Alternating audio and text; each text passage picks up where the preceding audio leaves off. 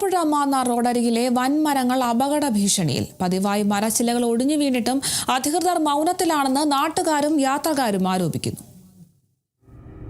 ദിവസേന നൂറുകണക്കിന് വാഹനങ്ങൾ കടന്നുപോകുന്ന മാന്നാർ റോഡിന്റെ ഇരുവശങ്ങളിൽ നിൽക്കുന്ന കൂറ്റൻ മരങ്ങൾ ഏതു നിമിഷവും കടപുഴകി വീഴാവുന്ന അവസ്ഥയിലാണ്.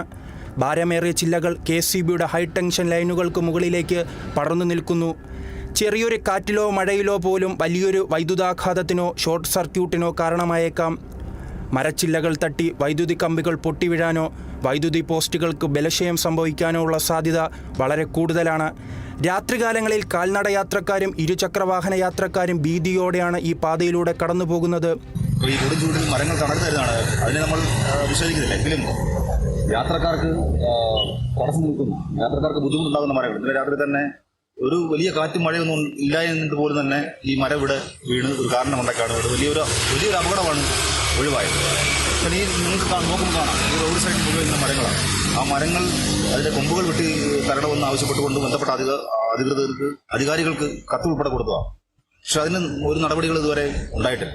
കഴിഞ്ഞ ദിവസം രാത്രി ഈ പാതയിലൂടെ യാത്ര ചെയ്ത എണ്ണേക്കാട് സ്വദേശി സന്തോഷ് ജോർജും കുടുംബവും സഞ്ചരിച്ച കാറിന് മുകളിലേക്ക് മരമൊടിഞ്ഞു വീണ് അപകടമുണ്ടായിരുന്നു. വലിയൊരു ദുരന്തത്തിൽ നിന്നാണ് കാർ യാത്രക്കാർ അത്ഭുതകരമായി രക്ഷപ്പെട്ടത്.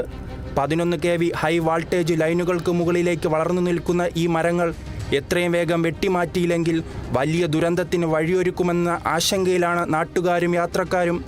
അപകട ഭീഷണിയെക്കുറിച്ച് നാട്ടുകാർ പലതവണ അധികൃതർക്ക് പരാതി നൽകിയെങ്കിലും ഒരു നടപടിയും സ്വീകരിച്ചിട്ടില്ലെന്ന് ആക്ഷേപമുണ്ട്.